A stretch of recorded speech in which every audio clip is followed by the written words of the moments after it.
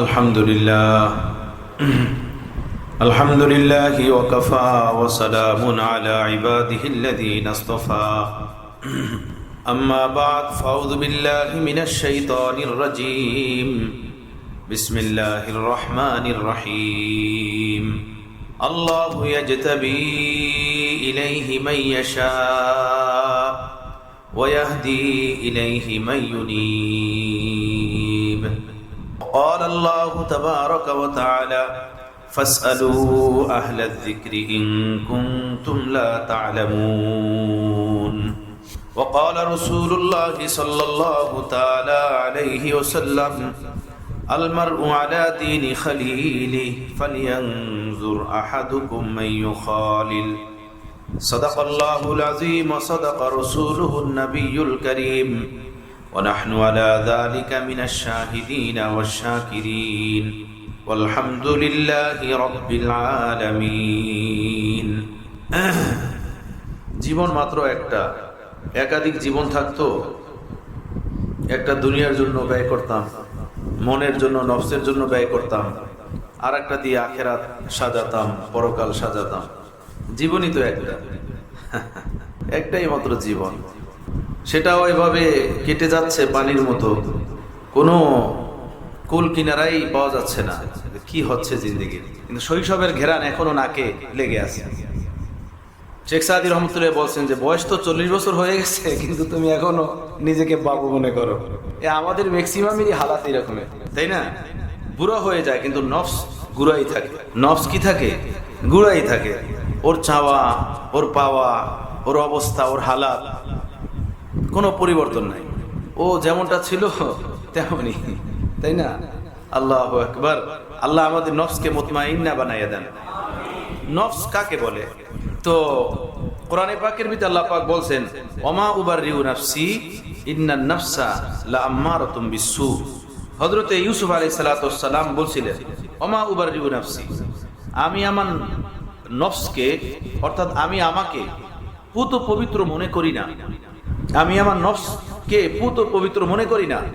যে আমরা বলি না, হামনে এ কিয়া, হামনে ও কিয়া, হামসে ঈসা হওয়া, হামসে ওইসা হওয়া, তাই না? এই যে হামনে এ কিয়া, হামনে ও কিয়া, আর দিলের ভিতর কিছু আশা, এগুলো হলো শয়তানি। এগুলো হলোই শয়তানি। ফাইন্না লাউ কালিমাতু শয়তান। রাসূল পাক সাল্লাল্লাহু আলাইহি ওয়াসাল্লাম বলেন যে লাউ যে আছে না, এটা কালিমায়ে শয়তান। হ্যাঁ, আল্লাহই করেন, কিন্তু আমাদের হাতে। কথা বুঝতেছেন? এই কিন্তু এটা হলো কালিমায়ে শয়তান। আল্লাহই করেন, কিন্তু কি আবার? আল্লাহই করেন। মেয়া তুমি নিজের হজব করো, সরাও, পরে দেখো কি আছে। হযরত আলা করাচি রহমতুল্লাহ বলছেন যে মায়ের হায়েজের রক্ত আর বাবার নাপাক পানি, বীর্য, এর থেকে দুনিয়াতে মানুষ তৈরি হয়। এইটাই তো আমাদের মূল মেটেরিয়াল, এটা মূল পদার্থ। এইটা কি মডিফাই করে মানুষ বানানো হয়? কি বলে? সবাই তো আমরা এভাবে পয়দা হয়েছি, কিন্তু ওখানে দুটো জিনিসই নাপাক। মায়ের হায়েজের রক্ত যেটা, সেটাও নাপাক, এবং বাবার ওই পানি, ওটাও কি নাপাক। এটা কাপড়ে লাগলে কাপড় নাপাক, দেহে লাগলে দেহে নাপাক, মাটিতে পড়লে মাটি নাপাক, এই পরিমাণ নাপাক। এটা থেকেই আমাদের সৃষ্টি, মূল মেটেরিয়াল পদার্থ এটাই। তো হযরত রহমতুল্লাহ আলাইহি বলছেন যে এই নাপাক পানির দ্বারা তৈরি, রক্ত দ্বারা তৈরি মানুষ, এর দ্বারা যদি কোনো ভালো কাজ হয়, তো এটা বুঝতে হবে এই ভালো কাজটা সে নিজে করে নাই, কোন সত্তা তাকে তৌফিক দান করছেন, বিধায় তার দ্বারা এই কাজটা হয়েছে। পরে হযরত বলছেন যে দেখো, বাসাবাড়ির আঙ্গিনাতে নানান প্রকারের ফুল গাছ লাগানো হয়। ওই ফুল গাছের গোড়ায় কি দেয়? গোবর দেয়, তাই না? গোবর কি পরিমাণ দুর্গন্ধ, কিন্তু কয়েকদিন পরই ওই ফুল গাছে ফুল ফোটে। গোলাপ ফুল, চামেলি ফুল, পদ্ম, ডালিয়া, শেফালি, রাতের রানী, রজনীগন্ধা, কত প্রকারের ফুল ফোটে। কি পরিমাণ ঘ্রাণ! গোড়ায় দিলাম কি? গোবর। ফুল ফুটতেছে কি? সুগন্ধময়, ঘ্রাণওয়ালা।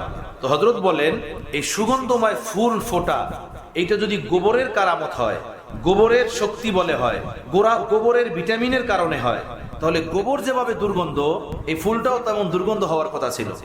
এর থেকে ঘ্রাণের পরিবর্তে এর থেকে দুর্গন্ধ আসার কথা ছিল, তাই না? আমরা বলি না তো, ওই যে গোবর দিছি তো দেখো ফুলগুলো কি বড় বড় হয়েছে, কালার কত চমৎকার হয়েছে। এটা যদি গোবরের কারণেই হয়, এটা যদি সারের কারণেই হয়, তো সার, গোবর, ঔষধ এটা যেমন দুর্গন্ধ, তো ফুলটা থেকে ঘ্রাণ না, ফুল থেকে দুর্গন্ধ আসার কথা ছিল, কিন্তু ফুল কি পরিমাণ সুগন্ধময়! সুবহানাল্লাহ। মাতাল করে দেয় ফুলের ঘ্রাণ মানুষকে, তাই না? হযরত বলেন, এত অন্ধ কেন তুমি, এত বোকা কেন তুমি, এত নির্বোধ কেন তুমি, এতটুকু তুমি বুঝো না এই গাছের গোড়ায় দিলা কি দুর্গন্ধময় গোবর, আর এর থেকে তুমি পাচ্ছ সুগন্ধময় ফুল। এই ফুল কে ফুটাইলো? এর ভিতরে সুগন্ধ কে দিল? যদি এটা গোবরের আর সারের কারিশমা হয়, তো গোবর, সার ওইটাই তো দুর্গন্ধওয়ালা। ফুলও দুর্গন্ধওয়ালা হওয়ার কথা ছিল, কিন্তু ফুল সুগন্ধওয়ালা। বুঝা গেল এটা গোবরের শক্তি না, এটা সারের শক্তি না, কোন এক জাতের কুদরতি গোপন হাত এর ভিতরে সুগন্ধ পয়দা করে দিয়েছে। হ্যাঁ, তো মানুষ নাপাক থেকে তৈরি, নাপাক পানি দ্বারা সৃষ্টি মানুষ। এই মানুষ যদি আল্লাহকে ডাকে, এই মানুষ দ্বারা যদি কোনো ভালো কাজ হয়, সুন্দর কোনো কাজ করতে পারে, তাহলে বোঝা যায় এটা তার নিজের হাতের কামাই না, এটা কোনো মহান সত্তার কামাই, কোন মহান সত্তার ইশারা, ইঙ্গিত যে সত্তা তাকে তৌফিক দিতেছেন। আর এটা শুধু একটা বুঝের কথাই না যে একটা লেপ দিয়ে দিলাম, তা না। স্বয়ং আল্লাহ কোরআনে পাকের ভিতরে এই কথাটা বলছেন, মা আসাবাকা মিন হাসানাতিন ফামিনাল্লাহ। তোমাদের কাছে যা কিছু হাসানা আসে, যা কিছু মঙ্গল তোমাদের হয়, অর্থাৎ জুমলায় হাসানা, মা আসাবাকা মিন হাসানা। হাসানা এখানে একদম নাকেরা, মানে জুমলায় হাসানা বোঝানোর জন্য। হাসানার যত আকসাম আছে, আকসামে হাসানায়, হাসানার যত প্রকার আছে, সব হাসানার ভিতরে শামিল। অর্থাৎ এই পার্থিব জগতে যত প্রকারের মঙ্গল ভালায়ের কাজ হতে পারে, যা তুমি করো ফামিনাল্লাহ, এটা আল্লাহর পক্ষ থেকে। এটা নিজের দিকে কখনো নিসবত না করা, হ্যাঁ, নিজের দিকে কখনো ইঙ্গিত না করা, ইশারা না করা। ফামিনাল্লাহ, এটা আল্লাহর পক্ষ থেকে। ওমা আসাবাকা মিন সাইয়্যাতিন ফামিন নাফসিক। আর যে বুরাইগুলো আছে, খারাপিগুলো আছে, এটা যেটা তুমি করো, এটা তোমার নিজের নফসের শারারাতি, তোমার নফসের বদমাশি, নফসের গোলামি, এটা তুমি করো। আর তুমি মাটির তৈরি মানুষ, তোমার দ্বারা যে কোনো ভালো কাজ হচ্ছে, এটা তুমি তোমার বাহুবল বলে করছো না, এটা আমি আল্লাহ তোমাকে তৌফিক দান, আমি আল্লাহ তোমাকে তৌফিক দেই, বিধায় তুমি করতে পারো। সুবহানাল্লাহ, সুবহানাল্লাহ। এই কারণে আমার প্যারে মুর্শিদ রহমতুল্লাহ বলছেন, দুনিয়াদার লোক যারা আল্লাহওয়ালাদের সবক পায় নাই, আল্লাহওয়ালাদের থেকে সবক নেয় না, আল্লাহওয়ালাদের সিনার তাপ পায় নাই, আল্লাহওয়ালাদের দীক্ষা গ্রহণ করে না, ওই মানুষগুলো যদি বাহ্যিক ভাবে দেখা যায় যে খুব দিনের কাজ করতেছে, এই বাহ্যিক দিনের কাজগুলোর মধ্যেও তার পার্থিব জগতের লোভ, লালসা, মান, সম্মান, পার্থিব জগতের কিছু চাওয়া পাওয়া নিহিত থাকে। মানুষ বলবে অমুক করেছে, এটা অমুক শিল্পপতি, এ ধরনের হাজারো কথা তাদের ভিতরে কাজ করতে থাকে।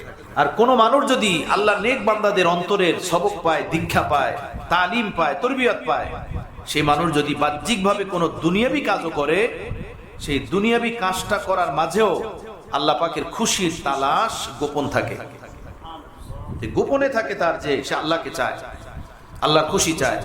এই কারণে আহলুল্লাহদের অন্তরের দীক্ষা নিতে হয়, তাদের অন্তরের সবক নিতে হয়।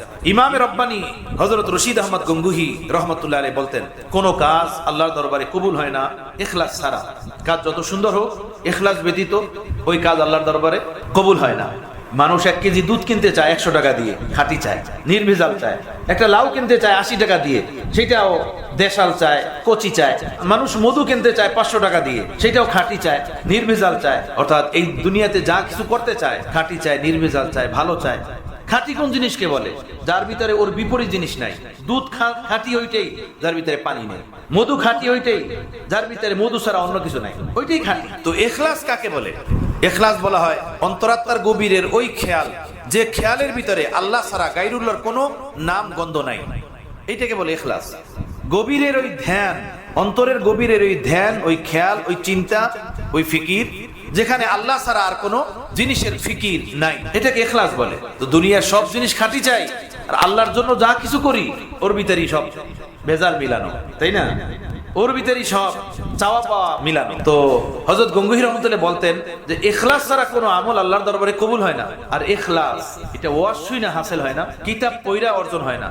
ইখলাস অর্জন হয় আল্লাহ পাকের যারা মুখলেস বান্দা তাদের সোহবত ও পরশের বরকতে। এছাড়া ইখলাস আসেই না, ইখলাস নসিবই হয় না। ইখলাসের বয়ান হয় আল্লাহ পাকের খাস প্রিয় বান্দাদের সোহবত ছাড়া ইখলাস এটা নসিব হয় না, এটা হাসিল হয় না, এটা আসে না। আমার দাদা পীর হযরত আব্দুল গনি ফুলপুরি রহমতুল্লাহ আলাইহি হযরত হাকিমুল উম্মাত থানবী নওয়ারুল্লাহ মারকাদাহুর সাথে ট্রেনে সফর করতেছিলেন। হযরত হাকিমুল উম্মাতের সাথে হযরত হাকিমুল উম্মাতের আওলাদরা ছিলেন অনেক, ডাব্বা ভর্তি আহবাবরা, সবাই বাদাম কিনে খাচ্ছিলেন। আর হযরত দাদা পীর আব্দুল গনি ফুলপুরি উনি হযরত হাকিমুল উম্মাতের মাথায় তেল মালিশ করতেছিলেন। সবাই বাদাম খাইতেছিলেন। হযরত হাকিমুল উম্মাত বললেন, ভাই তোমরা তো সবাই বাদাম খাও, কিন্তু আমার আব্দুল গনির হাত তো আমার মাথায় ব্যস্ত, সে বাদাম খাইতে পারতেছে না। তোমরা সবাই বাড়ি বাড়ি আব্দুল গনির মুখে বাদাম দাও। এখন হযরত দাদা পীর আব্দুল গনি ফুলপুরি উনি তো হযরত হাকিমুল উম্মাতের মাথায় তেল দিতেছেন, আর সবাই সিরিয়াল অনুযায়ী একজনের পর একজন একজন বাদাম ছিলে ওনার মুখে এনে ঢালতেছেন। উনি খায়া শেষ করতে পারেন না, আরেকজন আইসা দাঁড়াই আছে। হযরত থানবী বললেন, देखा खिदमत का मजा कैसा, अगर खिदमत ना करते तो खुद को तोड़कर खाना पड़ता। खिदमत का मजा कैसा। ওই সময় হযরত হাকিমুল উম্মতকে হযরত দাদা পীর আব্দুল গনি ফুলপুরি জিজ্ঞেস করছেন, হযরত জি শুনি ইখলাস ইখলাস ইখলাস বড় ভারী জিনিস, বড় দামি জিনিস। আল্লাহর দরবারে বান্দাদের ইখলাসের থেকেও কোনো বড় মর্তবা আসেনি, কোনো বড় মাকাম আসেনি। তখন হযরত থানবী বলেন, হ্যাঁ एक मकाम और मर्तबा और है जो इखलास से भी बढ़कर है। একটা মর্তবা মাকাম আরো আছে যেটা ইখলাস থেকেও বড়। হযরত ফুলপুরি জিজ্ঞেস করলেন, কি সেটা? হযরত বললেন যে সেটা হলো রেজা বিল কাজা। রেজা বিল কাজা, আল্লাহর সকল হুকুমকে অন্তরের গভীর থেকে মেনে নেওয়া, সব বিষয় সকল ক্ষেত্রে। এটা ইখলাস থেকেও বড় মাকাম। মূলত বোঝা যায় এইটাও ইখলাস থেকেই আসে, ইখলাসের একটা শাখা হবে। বাকি রেজা বিল কাজা, আল্লাহর সব হুকুম মনের গভীর থেকে মেনে নেওয়া, এটা হলো বান্দার সবচেয়ে বড় মাকাম, ইখলাস থেকেও বড় দামি। বাকি ইখলাস যখন এমন আমল যেটা সারা কোনো বন্দিগি কবুল হয় না, আর সেই ইখলাস আসে না মুখলেস বান্দাদের সোহবত ব্যতীত, তাহলে বোঝা গেল ইখলাসের পরের যে মাকাম রেজা বিল কাজা সেটাও অর্জন হবে না। এমন রেজা বিল কাজার উপরে যারা ফানাফিল্লা বাকাবিল্লা হয়ে গেছেন এমন বান্দাদের সোহবত ব্যতীত, ফানাফিল্লা বাকাবিল্লা যারা হয়েছেন, আল্লাহর হুকুমে যারা ফানাফিল্লা হয়ে গেছেন আল্লাহর হুকুমের উপরে, এমন মানুষের সোহবত ছাড়া এই রেজা বিল কাজার মর্তবা ও মাকামও আসা সম্ভব না। এ আমাদের দাদা পীর হযরত আব্দুল গনি ফুলপুরি হযরত হাকিমুল উম্মতকে একবার জিজ্ঞেস করছিলেন, হযরত জি तमाम लोग आपको मुजद्दिद कहते हैं, क्या आप मुजद्दिद हैं? क्या आपके बारे में आपका खुद का गुमान क्या है? क्या वाकई आपके बारे में आप खुद का गुमान भी ऐसा ही है? क्या आप मुजद्दिद हैं? আপনার নিজের ব্যাপারে নিজের কেমন ধারণা? নিজের ব্যাপারে কি এমনই ধারণা যে আপনি মুজাদ্দিদ? কি আজব প্রশ্ন না? এখন বোঝেন যে হযরত হাকিমুল উম্মতের সাথে হযরত দাদা পীর, আমার দাদা পীর আব্দুল গনি ফুলপুরির সম্পর্ক ছিল কেমন। হযরত হাকিমুল উম্মাত এই রকমের মানুষ, সুবহানাল্লাহ। ওনার খানকাতে যাওয়ার জন্য পারমিশন নিতে হবে, আগে চিঠির মাধ্যমে পারমিশন নিয়ে আসতে হবে খানকায়। আমার পেয়ারে সাহেব হযরতুল্লাহ করাচি রহমতুল্লাহ আলাইহি চিঠি লিখছেন হযরত হাকিমুল উম্মতের কাছে যে হযরত জি আমি আপনার সোহবতে আসতে চাই, আপনার হাতে বায়াত হতে চাই। হযরত থানবী রহমতুল্লাহ আলাইহি ওই চিঠির উত্তর লিখছেন যে আমি তো একদম অসুস্থ, বিছনায় পড়া, একদম দুর্বল, আমার কাছে আপনি বায়াত হবেন, আমি তো আপনাকে দেখাশোনা করতে পারবো না। আমি আপনাকে একটা পরামর্শ দিই, আমার খলাফাদের মধ্য থেকে কাউকে আপনি নির্বাচন করেন, তার হাতে আপনি বায়াত হয়ে যান, তার পরামর্শে চলেন। বাকি আল্লাহ তাআলা কাছে আমি দোয়া করতেছি, আমার হাতে বায়াত হলে আল্লাহ আপনাকে যে ফয়েজ দান করতেন সেই ফয়েজের দ্বারা আল্লাহ যেন আপনাকে মালামাল ফরমান। এই চিঠির উত্তর পেলেন, থানা ভবনে যেতে মানা করলেন, হযরত আর থানা ভবনে যান নাই। তো হযরত তখনই ভাবলেন যে আমি হযরত আব্দুল গনি ফুলপুরির কথা আগেই শুনছিলাম, হযরত থানবীর খলিফা, দেওয়ানা, আল্লাহর ইশকে সীমাহীন দেওয়ানা মানুষ ছিলেন। তো আমি হযরত ফুলপুরির কাছে গেলাম। যাওয়ার পরেই যখন হযরত ফুলপুরিকে দেখছি, দূর থেকে চেহারা আর নুরানি জিন্দেগি দেখার পরেই আমার অন্তর লেগে গেছে। আহা, না জানে কতদিন পর্যন্ত এই লোকটাকে আমি খুঁজতেছিলাম, কতদিন পর্যন্ত তার তালাশ আমার অন্তরে ছিল। মনে হয় আমার কাছে এমন লাগলো আমি জমানার শামসুদ্দিন তাবরিজিকে পেয়ে গেছি। হযরত বললেন, হযরত ফুলপুরিকে দেখার পরে সাথে সাথে আমার হৃদয়ের গভীরে এটা বসে গেল যে মাওলানা জালালউদ্দিন রুমি যেভাবে শামসুদ্দিন তাবরিজিকে পেয়েছিল, হযরত ফুলপুরিকে দেখার পরে সাথে সাথে আমার কাছে এমন লাগলো যে আমি মনে হয় শামসুদ্দিন তাবরিজিকে পেয়ে গেছি। বায়াত হলাম, বায়াত হওয়ার পরে আরজি করলাম যে আমি 40 দিন আপনার সোহবতে থাকবো। হযরত বলেন, বেটা বয়স তো বড় অল্প, থাকো। প্রথম বায়াত হওয়ার পরই আর বাড়িতে যান নাই, ওই বায়াতই একসাথে 40 দিন হযরতের সোহবতে। হযরত আল্লাহ করাচি রহমতুল্লাহের জবান থেকে আমি নিজ কানে শুনছি, হযরত বলছেন সেই শৈশব যৌবনের বায়াত হওয়ার পরে সর্বপ্রথম 40 দিন লাগাতার যে শায়েখের সোহবতে ছিলাম তার মজা আজকেও আমি পাই। অথচ এরপরে 17 বছর পর্যন্ত হযরত ফুলপুরির সাথে ছিলেন। 17 বছর। এই 17 বছরের ভিতরে 10 বছর ছিলেন ফুলপুরের জঙ্গলের ভিতরে হযরতের মাদ্রাসা ছিল, পুরা জঙ্গল। ওর মধ্যে ছোট্ট একটা মসজিদ ছিল, মসজিদে নামাজ হচ্ছে, মাদ্রাসা ছিল ছোট, ওখানেই হযরত ফুলপুরি রহমতুল্লাহ আলাইহি ছিলেন। আর 10 বছর পর্যন্ত হযরত ফুলপুরি রহমতুল্লাহ আলাইহি ওই জঙ্গলে ছিলেন। আর এই জঙ্গলের ভিতরে 10 বছর পর্যন্ত হযরত ফুলপুরির সাথে হযরত আল্লাহ করাচি ছিলেন। এটা আর একটা ভিন্ন দাস্তান। হযরত ফুলপুরির অনেক খেদমত করতেন, কষ্ট করতেন। হযরত বলছেন যে জুন জুলাই মাসে জঙ্গলের ভিতরে যে কুয়া ছিল, ওই কূপের পানি শুকিয়ে যেত, উযু গোসল করা যেত না। তো 1 কিলোমিটার দূর নদী, সেই নদী থেকে আমি কলসি ভরে ভরে হযরত ফুলপুরির জন্য পানি আনতাম, ওই পানি দিয়া উযু করাতাম, গোসল করাতাম। অথচ জানেন হযরত আল্লাহ করাচি জমিনদার ঘরের সন্তান, একমাত্র ছেলে ছিলেন হযরত আল্লাহ করাচি, হযরত আল্লাহর বাবার জমিনদার ঘরের সন্তান। কিন্তু ছোট্টবেলা থেকে দেওয়ানা ছিলেন, মাওলার প্রেমের আশেক ছিলেন, মসনবী শরীফ পড়ছিলেন ছোট্টবেলাতেই। সেই মসনবী শরীফ পড়ার পর থেকে ইশকের আগুন লাগছে দিলের ভিতরে, আর খুঁজতেছিলেন কোনো দেওয়ানা যে কোথায় গেলে আমার এই প্রেমের আগুন নিভবে। পাইলেন সেই হাকিমুল উম্মাতের সোহবতে জলাভুনা অন্তর তৈরি করেনেওয়ালা আর এক দেওয়ানাকে, হযরত দাদা পীর আব্দুল গনি ফুলপুরিকে। বুঝছেন, ইশকের আগুনে অন্তরটাকে এভাবে পাকাইছেন। হযরত বলছেন যে हमने मोहब्बत सीखी देवानू से अख्तर, हमने मोहब्बत सीखी देवानू से अख्तर। আল্লাহর মোহব্বত আমি দেওয়ানাদের থেকে শিখছি, যারা আল্লাহর মোহব্বতে দেওয়ানা হয়ে গেছে। একটা স্যামরা যদি একটা সেমরির প্রেমে পাগল হয়ে যায় তো কি পরিমাণ তার প্রতি তার ইশক জমে, তখন তার মাথার দিমাগ নষ্ট হয়ে যায়। হযরত ফুলপুরির ব্যাপারে হযরত আল্লাহ করাচি বলেন, আল্লাহর প্রেমে হযরত ফুলপুরি দেওয়ানা ছিলেন। কেমন দেওয়ানা ছিলেন? হযরত ফুলপুরি হযরত হাকিমুল উম্মাতের কাছে চিঠি লিখছেন, সেই চিঠির ভিতরে উল্লেখ করছেন, হযরত জি আমি যখন এই জমিনের মাটিতে হাঁটি, আল্লাহর কসম আমার মনে হয় এই জমিনে আমি হাঁটি না, আমি জান্নাতের জমিনে হাঁটি। আমার সর্বদা এমন লাগে। নিঃশায়েকের কাছে চিঠিতে লিখছেন হযরত ফুলপুরি রহমতুল্লাহ আলাইহি। কথা বুঝতেছেন? হযরত হাকিমুল উম্মাত যখন এই চিঠি পেয়েছেন, এই চিঠি পাওয়ার পরে এর উত্তরে হযরত হাকিমুল উম্মাত লিখছেন, মেরে আব্দুল গনি কো আল্লাহ মাকামে সিদ্দিকিয়াত আতা ফরমায়া। আমার আব্দুল গনিকে আল্লাহ তার কুরবের, নৈকট্যের, বন্ধুত্বের, দুস্তির, সিদ্দিকিয়াতের মাকাম দান করছেন। সেই শায়েখ সম্পর্কে হযরত বলছেন, हमने मोहब्बत सीखी देवानू से अख्तर। আল্লাহর মহব্বতে যে দেওয়ানা হয়ে গেছে, এমন দেওয়ানার থেকে আমি আল্লাহর মহব্বত শিখছি। এ মিয়া, তুমি আমাকে কি সবক দিবা? তুমি আমাকে কি আল্লাহর পথ শিখাবা? আল্লাহর প্রেমের সবক তুমি আমাকে কি দেখাবা, কি শিখাবা? এই আব্দুল গনি ফুলপুরি হযরত হাকিমুল উম্মাতের বড় কাছের মানুষ ছিলেন।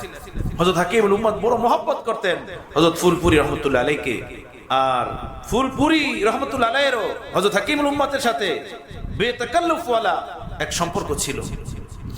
এইভাবে সম্পর্ক না থাকলে হাকিমুল উম্মাতের কাছে এভাবে কেউ জিজ্ঞেস করতে সাহস পেত না। বড় বড় খোলাফারা কাঁপতে থাকতেন, থরথর হতে থাকতেন হযরত হাকিমুল উম্মাতকে কোনো কিছু জিজ্ঞেস করতে।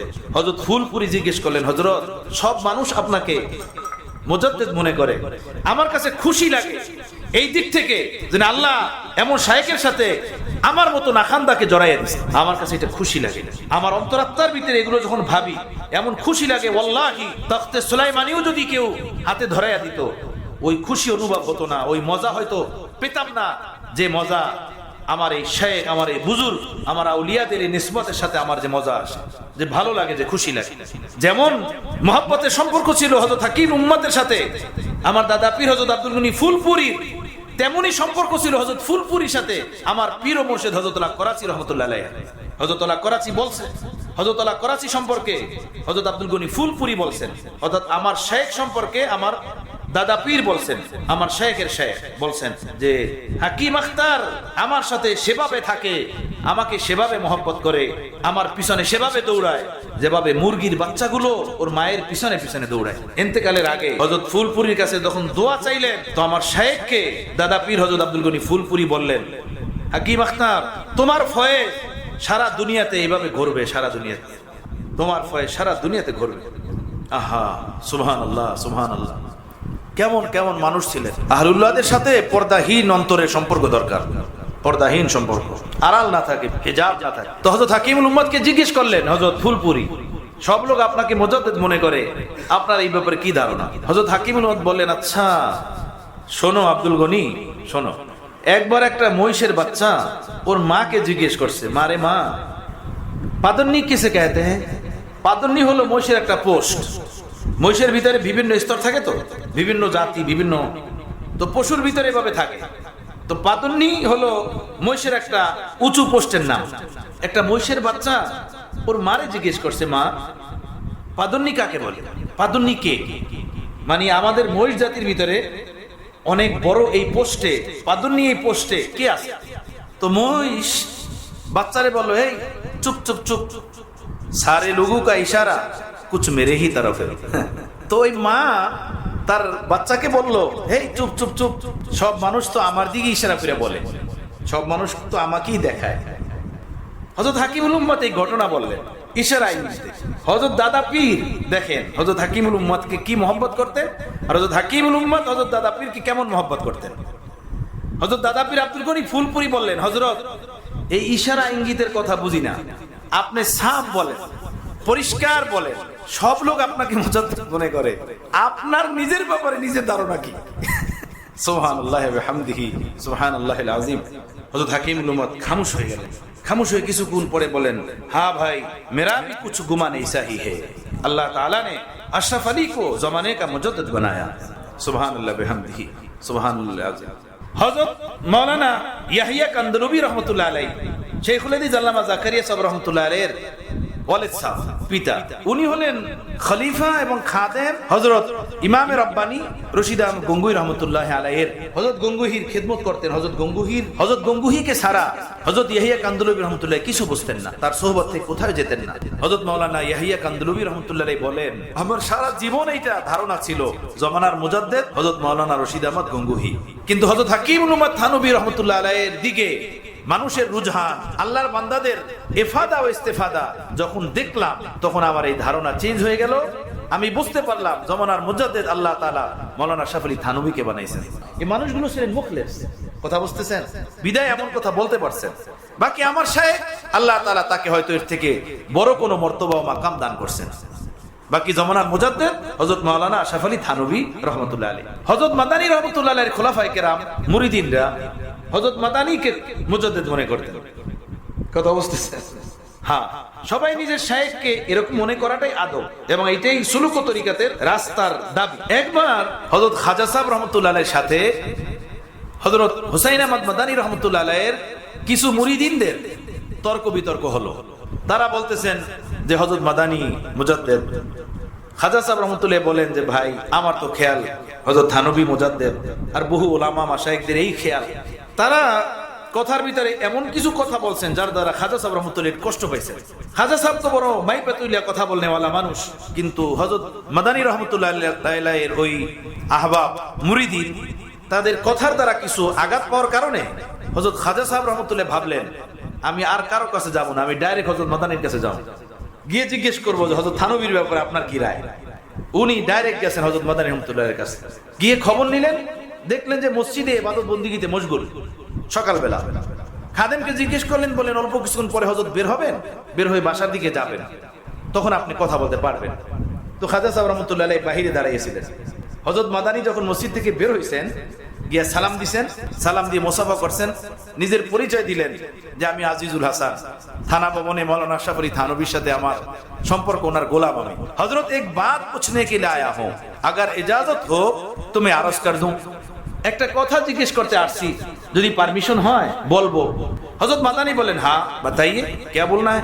তো तो हजरत ख्वाजा अज़ीज़ुल हसन मज़ूब रहमतुल्लाह अलैह बोलें, हजरत कुछ लोग ये कहते हैं कि आप मुजद्दिद हैं और कुछ लोग ये कहते हैं कि मौलाना अशरफ अली थानवी मुजद्दिद हैं। अभी पूछना ये है कि मौलाना अशरफ अली थानवी के बारे में आपका क्या ख्याल है, आया कि वो मुजद्दिद है कि नहीं? এটা তো আর বলতে পারে না যে আপনি মুজাদ্দিদ কিনা, এটা তো আর বলা ঠিক না, আদবের খেলাফ। নিজের শাইখের ব্যাপারে জিজ্ঞেস করছে যে হযরত থানবীর ব্যাপারে আপনার কি রায়, উনি কি মুজাদ্দিদ কি মুজাদ্দিদ না? হযরত মাদানী রহমতুল্লাহ একদম দাঁড়ালেন, দাঁড়িয়ে বলেন, হ্যাঁ ভাই, আমারও খেয়াল এমনই যে মাওলানা আশরাফ আলী থানবী জমানার মুজাদ্দিদ। সুবহানাল্লাহ, কথা বুঝতেছেন? মাওলানা আশরাফ আলী থানবী জমানার মুজাদ্দিদ, আল্লাহ পাকের করম। হযরত হাকিমুল উম্মাত মুজাদ্দিদে মিল্লাত হযরত মাওলানা আশরাফ আলী থানবী রাহমাতুল্লাহ আলাইহিকে জমানার মুজাদ্দিদ বানাইছেন। আল্লাহ আমাদেরকে সেই সিলসিলার ভিতরে নিজ মেহেরবানিতে শামিল করে দিয়েছেন। হযরত মাওলানা আনোয়ার শাহ কাশ্মীরি রাহমাতুল্লাহ আলাইহির সাহেবজাদা হযরত মাওলানা আনজার শাহ কাশ্মীরি রাহমাতুল্লাহ আলাইহি, আমরা যে বছর মিশকাত পড়ি, উনি হিন্দুস্তান থেকে পাকিস্তান গিয়েছিলেন, আমাদের মাদ্রাসা জামিয়া আশরাফুল মাদারেসে বয়ান করেছিলেন। বয়ানের ভিতরে অনেক ঘটনা আকাবের আস্তাফের বললেন, এর ভিতরে এই কথাও বললেন যে এক ব্যক্তি হিন্দুস্তানের কোন এক বুজুর্গের কাছে বায়াত হতে গেছেন। বায়াত হতে গেলে ওই বুজুর্গ তাকে বললেন, মিয়া मेरे हाथ में बायात होने की कोई जरूरत नहीं है, मैं आपको और अच्छी जगह भेजता हूं, आप वहां जाइए और वहां जाके बायात होकर आइए। तो उन्हीं बोलें कोথায়? बोलें आप जाइए थाना भवन में मौलाना अशरफ अली थानवी के हाथ में बायात होकर आइए। तो ওই ব্যক্তি গেছেন, গিয়ে থানা ভবনে মৌলানা আশরাফ আলী থানভী রহমতুল্লাহ আলাইহির হাতে বায়াত হয়েছেন। বায়াত হয়ে আবার ওই বুজুর্গের কাছে আসছেন। ওই বুজুর্গের কাছে আসলে বললেন, শোনেন, আপনি আমার হাতে বায়াত হতে আসছিলেন, আমি আপনাকে কোথায় পাঠিয়েছি জানেন? বললো না। বললো, শোনেন, যেই লোকের কাছে আপনাকে বায়াত হতে পাঠিয়েছি উনি হলেন জমানার মুজাদ্দিদ। আপনি আমার কাছে বায়াত হতে আসছেন, আমি আমার থেকে বড় এবং ভালো মানুষের কদমে আপনাকে পৌঁছে দিয়েছি। এই শুকরানা স্বরূপ আপনি যদি আমাকে 50,000 রুপিও দেন, তাও আপনার কৃতজ্ঞতা, আমার কৃতজ্ঞতা আপনি আদায় করতে পারবেন না। আমি যে আপনার উপকার করলাম, আজ থেকে 200 বছর আগের কথা, 50,000 রুপি আপনি যদি কৃতজ্ঞতা স্বরূপ আমাকে 50,000 রুপিও দেন, তারপর আপনার কৃতজ্ঞতা, আমার কৃতজ্ঞতা আপনি আদায় করতে পারবেন না। হযরত মাওলানা আনজার শাহ কাশ্মীরি রহমতুল্লাহ আলাইহি উনি এই ঘটনা শুনাইলেন। পরে আমাদেরকে বললেন, হে তলাবা, হে ওলামা, জামিয়া আশরাফুল মাদারিস মাওলানা আশরাফ আলী থানভী রহমতুল্লাহ আলাইহি নামে নামে আপনারা সেই সিলসিলার সাথে জড়িত, এই ঘটনা শুনাইলাম যে আপনারা কত সৌভাগ্যশীল, এটা আপনারা বলছেন যে আপনারা মুজাদ্দিদের সিলসিলার ভিতরে আছেন, মুজাদ্দিদের তরিকার ভিতরে আল্লাহ তাআলা আপনাদেরকে লাগিয়ে দিয়েছেন, আপনারা কত সৌভাগ্যশীল মানুষ। কথা বুঝতেছেন ভাইয়েরা? আল্লাহ পাকের করম, কোন ঢোল বাঁশি আর বেদাতীদের হাতে আমরা পড়ি নাই। ইলমে আমলে তাকওয়া তাহরাতে এবং ইশকে ইলাহি এবং ইশকে রাসূলের সীমাহীন দৌলত যেই সিলসিলার আকাবের রাস্তা বুজুর্গানে দিনদেরকে আল্লাহ তাআলা দান করছেন, সেই সিলসিলার ভিতরে আল্লাহ পাক আমাদের মতো মানুষগুলোকে শামিল করে দিয়েছেন। আলহামদুলিল্লাহ, আল্লাহ পাকের করম। হ্যাঁ, দরকাফে জামে শরিয়ত ও দরকাফে সন্দানে ইশক। এক হাতে হলো শরীয়তের পানপত্র, কোরআন ও হাদিসের ইলমের পানপত্র, দরকাফে জামে শরীয়ত ও দরকাফে সন্দানে ইশক। আর এক হাতে হলো ইশকের পানপত্র। কথা বুঝতেছেন? এক হাতে হলো শরীয়তের পানপত্র, কোরআন হাদিসের পানপত্র, ইলম সুন্নাহের গভীর ও মজবুত দালায়েল আল্লাহ তাআলা এই সিলসিলার বুজুর্গান আকাবের গোলামদেরকে আল্লাহ তাআলা দান করছেন। সাথে সাথে শুধু ইলমের দৌলত পাইয়ে শুধু শুষ্ক মৌলবী না, শুষ্ক মোল্লা না, কাঠ মোল্লা না, না, ওদের কাফে সন্ধানে ইশক। আর এক হাতে ইশকের পানপত্র, ইশকে ইলাহি, ইশকে রাসূলের সমুদ্র তাদের অন্তরাত্মার ভিতরে ঢেউ খেলতে থাকে। সুবহানাল্লাহ ওয়া বিহামদিহি। আল্লাহ পাকের বহুত করম, মেহেরবানি, আল্লাহ আমাদেরকে এরকমের আকাবের আস্তাফের সাথে জড়ায় দিয়েছেন। সুবহানাল্লাহ, সুবহানাল্লাহ। হাকিমুল উম্মাত থানভী নওয়ারাল্লাহ মারকাদাহু বলে, ঈমানের সাথে যতগুলো আমলের বরকতে মৃত্যুবরণ মানুষের নসিব হয়, এর ভিতরে একটা আমল হলো মওজুদা ঈমানের উপরে শুকরিয়া আদায় করা। যে হে আল্লাহ, আপনি আমাকে মুসলমান বানিয়েছেন, আপনি আমাকে ঈমান দান করছেন, এটা আপনারই দয়া, আপনারই মেহেরবানি। এই ঈমানের উপরে কৃতজ্ঞশীল হওয়া, আল্লাহর শুকর আদায় করতে থাকা, এর দ্বারা ঈমান বাড়ে। এই আমলের বরকতে আল্লাহ তাকে ঈমানের সাথে মওত দান করবেন। লাইন শাকারতুম লাযিদান্নাকুম, শুকর আদায় করলে আল্লাহ পাক আরো নিয়ামত বাড়িয়ে দেন। তো ঈমানের থেকে বড় নিয়ামত এই দুনিয়াতে মুমিনের জন্য কি আছে বলেন? ঈমানই হলো সবচেয়ে বড় নিয়ামত। তারও শুকরগুজার হওয়া দরকার। শুধু পেট ভরে খানা খেয়ে আলহামদুলিল্লাহ, তাই না? মাছটা ভালো ছিল আলহামদুলিল্লাহ, হাদিয়া অনেক বড় ছিল আলহামদুলিল্লাহ, ভালো মতো ঘুম হয়েছে আলহামদুলিল্লাহ, আমরা হইলাম সেই আলহামদুলিল্লাহর বান্দা। হযরত থানভী রাহমাতুল্লাহ বলতেন যে আল ইনসান আব্দুল ইহসান, মানুষ হলো ইহসানের বান্দা, মানে ভালো খাবে, ভালো পড়বে, ভালো থাকবে তো খুব শুকুর, আলহামদুলিল্লাহ আলহামদুলিল্লাহ। একটু যদি পেরেশানি আসে তখনই মুসিবত শুরু হয়ে যায়, তখনই হাই হুতাশ শুরু হয়ে যায়, তখনই বলে পোড়া কপাল, পচা কপাল, কপালটাই খারাপ, এগুলো বলতে থাকে, ভাগ্যটাই খারাপ। আরে ভাই, সারা জীবনে কি মানুষ একরকমের থাকে? সারা জীবনে কি মানুষ সুস্থ থাকে? সর্বদাই কি মানুষ যুবক থাকে? সর্বদাই কি ব্যবসায় লাভ হয়? লাভ লস, সুস্থতা অসুস্থতা, জীবন যৌবন, বার্ধক্যতা, সবগুলো দুনিয়ার অংশ বিশেষ। আমি যেহেতু দুনিয়াতে বসবাস করি, এগুলো আমার সাথে আসবেই, তাই না? আল্লাহর নিয়ামত নাজ নিয়ামত যখন পেলাম, খেলাম, খুব আলহামদুলিল্লাহ। আর যখন একটু পেরেশানি হলো, তখন আর ইসলাম শরিয়ত কোনো কিছুরই ধার ধরলাম না, তখন যা মুখে আসলো তাই বললাম, যা করতে মনে চাইলেও তাই করলাম। ব্যবসা লস হয়ে গেছে, এখন আর নামাজে যায় না, দূর কি নামাজ পড়বো, কি দোয়া করবো, দোয়াই তো কবুল হয় না, এগুলো মানুষ বলে। ব্যবসা খারাপ হলে তখন দোকানে বসে বসে কলম দিয়ে পিঠ খাও যায়, আর মসজিদে নামাজ হইতে থাকে, আর ভাবে নামাজ পড়ে লাভ কি, নামাজ পড়ি, দান সদকা করি, মসজিদে পয়সা দিই, তারপরে ব্যবসা লস হয়ে গেল। এটা কোনো কথা হলো? আপনি কি সর্বদাই লাভ চান? এটা কি দুনিয়াতে কোনো ব্যবসায়ী এমন আছে, দুনিয়াতে কোনো মানুষ এমন আছে সর্বদাই তার লাভ হবে? কোন মানুষ এমন আছে হামেশা সে সুস্থ থাকবে? বিপদ আপদ ভালো মন্দ মিলে এই দুনিয়া, এখানে হার হামেশা আল্লাহর হুকুমের উপরে খুশি থাকা, এটা হলো মুমিনের কাজ। ভালো আলহামদুলিল্লাহ, মন্দ সবর, সবর ও শুকরের সাথে, সবরের সাথে তখন আলহামদুলিল্লাহ। বোঝেন না কথাটা? হ্যাঁ, তো যাই হোক, আমি বলতেছিলাম নফস কাকে বলে, তাই না? হযরত ইউসুফ আলাইহিস সালাম বলছিলেন, ওমা উবাররিউ নাফসি ইন্নান নাফসা লামারাতুন বিসসু ইল্লা মা রাহিমা রাব্বি, যে আমি আমার নফসকে পুত পবিত্র বলি না, বরং নফস হলো লামারাতুন বিসসু, যে অনেক বেশি বুরাই খারাপির ওয়াসওয়াসা অন্তরের ভিতরে দেয়। হযরত হাকিম ইবনে উম্মাদ বলেন, মানুষকে দুইটা জিনিস গুনাহের দিকে ডাকে, একটা হলো নফস আর একটা হলো শয়তান। শয়তানও মানুষ গুনাহের দিকে ডাকে, নফসও মানুষকে গুনাহের দিকে ডাকে, তবে দুইটার ভিতরে ব্যবধান আছে। ব্যবধান হলো এই, শয়তান কখনো কখনো ডাকে, যে গুনাহের খেয়াল মাঝে মাঝে আসে, কখনো কখনো আসে, বুঝতে হবে এটা শয়তানের পক্ষ থেকে। আর যে গুনাহের খেয়াল সর্বদা দিলে লেগে থাকে, সর্বদা অন্তরাত্মার ভিতরে খেয়াল তৈরি হইতে থাকে, বুঝতে হবে এটা নফসের পক্ষ থেকে। নফস হলো প্রতিটা মানুষের সাথে, আর শয়তান সাথে থাকে না, সে দূরে থাকে। শয়তানের এত টাইম নাই যে 24 ঘন্টা আমার পিছনে লেগে থাকলে, আপনার পিছনে লেগে থাকে। সে সারা দুনিয়ায় ডিউটি পালন করে তার বাহিনী নিয়ে, ধোঁকা দিতে থাকে, ধোঁকা দিয়ে সে আগে যাইতে থাকে। এজন্য কিয়ামতের দিনও শয়তান আল্লাহর সামনে হাসরের ময়দানে ভাষণ দিবে। যখন লোকেরা জাহান্নামে যাবে আর শয়তানকে বৎসনা দিতে থাকবে, তখন শয়তান দাঁড়িয়ে একটা বক্তৃতা দিবে জাহান্নামীদের সামনে। ওয়াকালা শাইতানু লাম্মা কুদিয়া লাম ইন্নাল্লাহা ওয়াদাকুম ওয়াদাল হক ওয়া ওয়া'আদতুকুম ফাখলাফতুকুম ফামা কানা লি আলাইকুম সুলতান ইল্লা আন দা'আতুকুম ফাস্তাজাবতুম লি ফালা তালুমুনি ওয়ালুমু আনফুসাকুম। সুবহানাল্লাহ, আদব কথা। শয়তানকে কিয়ামতের দিন মানুষ যখন বলবে যে শয়তান দুষ্ট, খবিস, নালায়েক, তোর কারণে আমরা এখন জাহান্নামে যাইতেছি, তুই আমাদেরকে এভাবে এই করছো সেই করছো, হ্যাঁ তোরে জুতা পিটা দেওয়া দরকার, এই করা দরকার সেই করা দরকার, তখন শয়তান সবার গাল মন্দ শুই না একটা বক্তৃতা দেবে জোরে, সবাই সামনে দাঁড়ায় ভাষণ দিবে। ওয়াকালা শাইতানু লাম্মা কুদিয়া লাম, লাম্মা কুদিয়া লাম মানে যখন ফয়সালা হয়ে যাবে, জাহান্নামীদের জন্য জাহান্নামের ফয়সালা যখন হবে, তখন শয়তান দাঁড়িয়ে একটা ভাষণ দেবে, এই শোনো, তোমরা যে আমারে গাল দিতেছো, আমারে মন্দ বলতেছো, এই মিয়া আমি কি তোমারে কানে ধরে নিয়ে গেছিলাম গুনাহের দিকে? আমি শুধু দাউতুকুম, আমি তোমার দিলে শুধু একটু ওয়াসওয়াসা দিছি, তোমার দিলে একটু খেয়াল দিছি, বাকি কাজ তো তুমি নিজেই করছো, তুমি নিজেই পাপের দিকে হাঁটছো, আর ওই খেয়ালটু দিয়ে একটু হারাম মজা তোমার ভিতরে দিছিলাম, আর কিছুই না।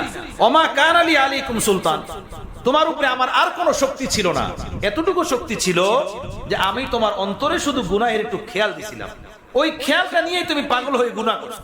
আজকে আমাকে বৎসনা দাও কেন? ফালা তালুমুনি, আমাকে বৎসনা দিও না, ওয়ালুমু আনফুসাকুম, তোমরা নিজেরা নিজেদেরকে বৎসনা দাও যে তোমরা তোমাদের নফসের গোলাম ছিলে, তোমরা তোমাদের হারামকারীর ভিতরে নিজেরা পাও বাড়াইছো, নিজেরা এই পাপের দিকে গেছো, জাহান্নামের দিকে গেছো। ফালা তালুমুনি ওয়ালুমু আনফুসাকুম। কথা বুঝতেছেন তো? একটা হলো গুনাহ যেটা কখনো কখনো দিলে আসে, হযরত হাকিম ইবনে উম্মাদ বলেন, তো বুঝবেন এটা শয়তানের পক্ষ থেকে ওয়াসওয়াস, এই গুনাহের খেয়াল শয়তান দিতেছে। আর একটা গুনাহ হলো যেটা সর্বদা দিলের ভিতরে লেগে থাকে, তো বুঝবেন এটা শয়তানের না, এটা নফসের। আর নফস মানুষের ভিতরে থাকে, নফস মানুষের ভিতরে।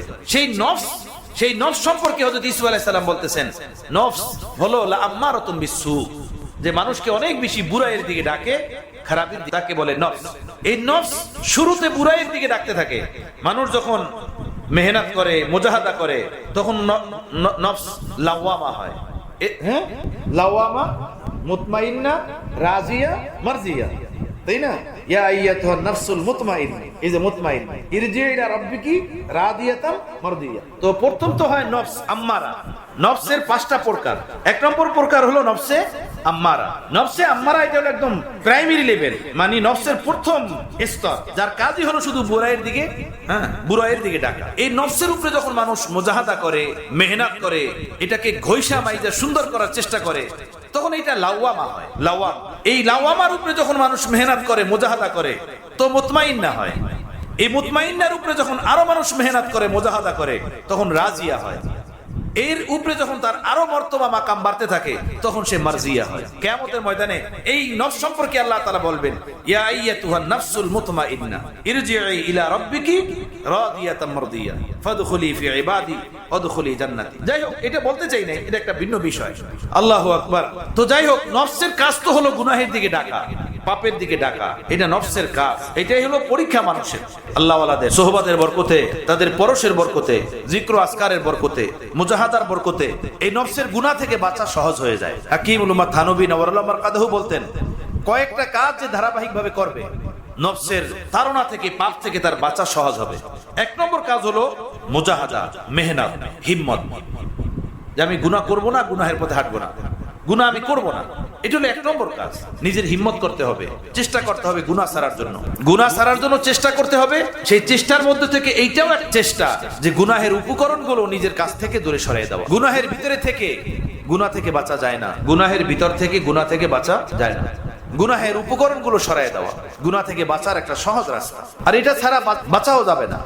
হযরত আল্লাহ রাহমাতুল্লাহ আলাইহি বলছিলেন যে জুলেখা যখন হযরত ইউসুফ আলাইহিস সালামকে গুনাহের দিকে ডাকছিল, তো ইউসুফ আলাইহিস সালাম ওখানে সিজদায় পড়ে দোয়া করেন নাই যে আল্লাহ আমারে বাঁচান বাঁচান, অথবা হাত উঠে দোয়া করা শুরু করেন নাই আল্লাহ আমারে বাঁচান বাঁচান।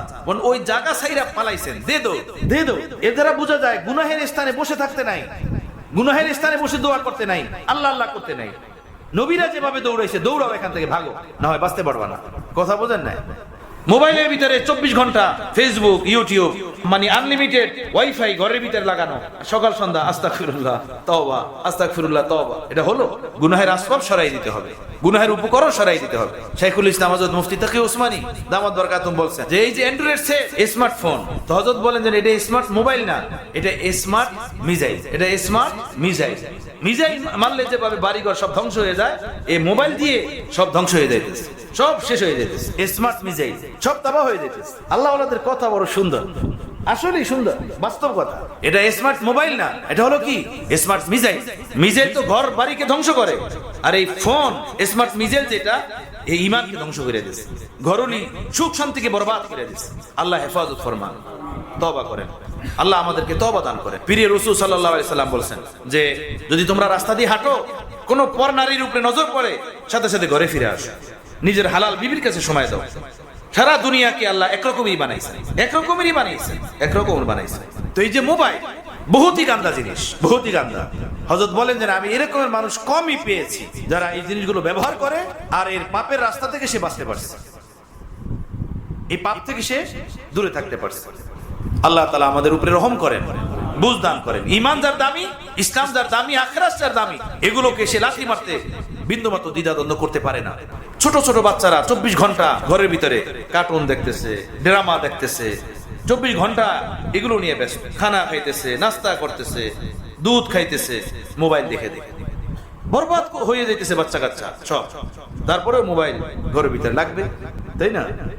যাই হোক, তো গুনাহ থেকে বাঁচার জন্য হিম্মত করা। এই হিম্মত শুধু দোয়া না, মসজিদে কি কান্নাকাটি না, চিল্লায় যাওয়া না, আর গুনাহের পরে রাগ করে শুধু মোবাইল একবার ভেঙে ফেলা না। কতজন এইভাবে রাগ করে মোবাইল বিক্রি করে ফেলে, মোবাইল ভেঙে ফেলে। কত বন্ধুদের মেসেজ আসে, আমি মোবাইল ভেঙে ফেলাইছি, 2 মাস 3 মাস, এরপর আরো দামিটা কিনছি, 2 মাস 3 মাস পরে আবার আরো দামিটা কিনছি। কথা বুঝতেছেন?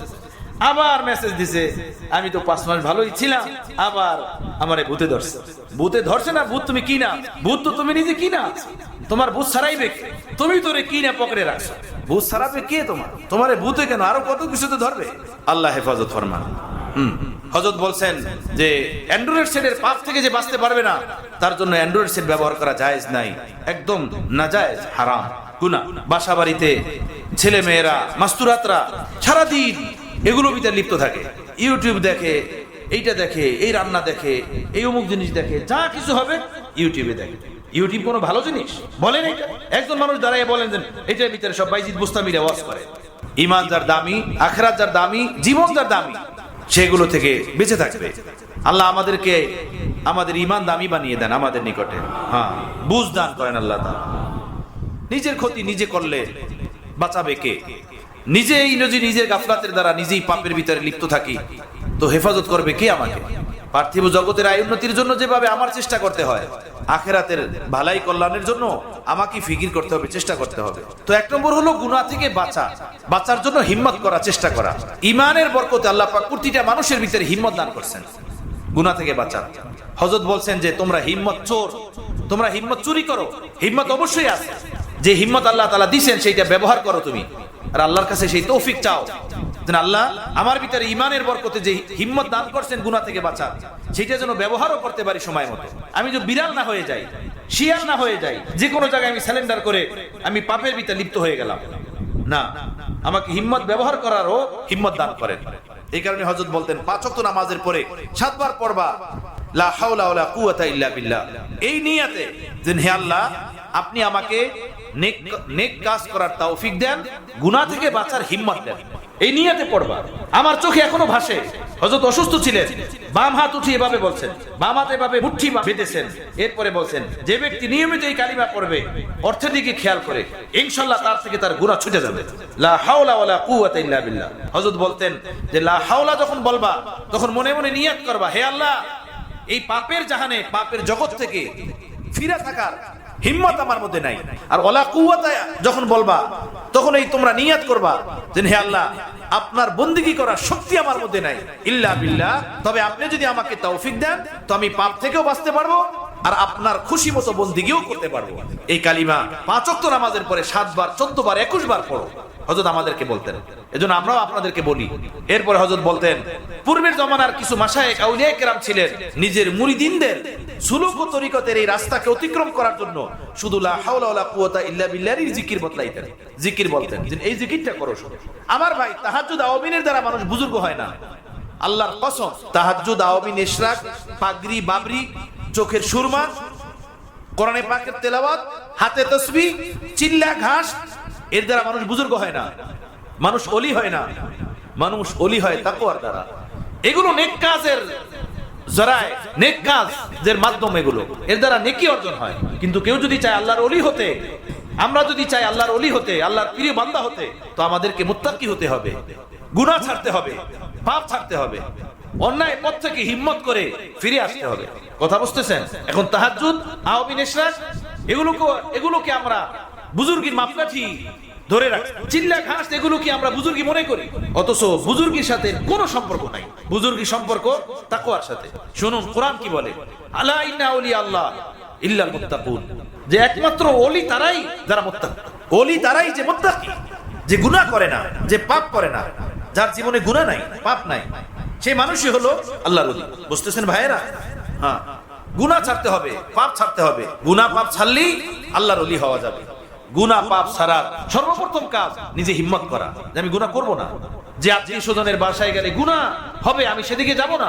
যে সকল জিনিস আমাকে গুনাহতে ফেলবে, সেই সকল জিনিস আমি আমার কাছে রাখবো না।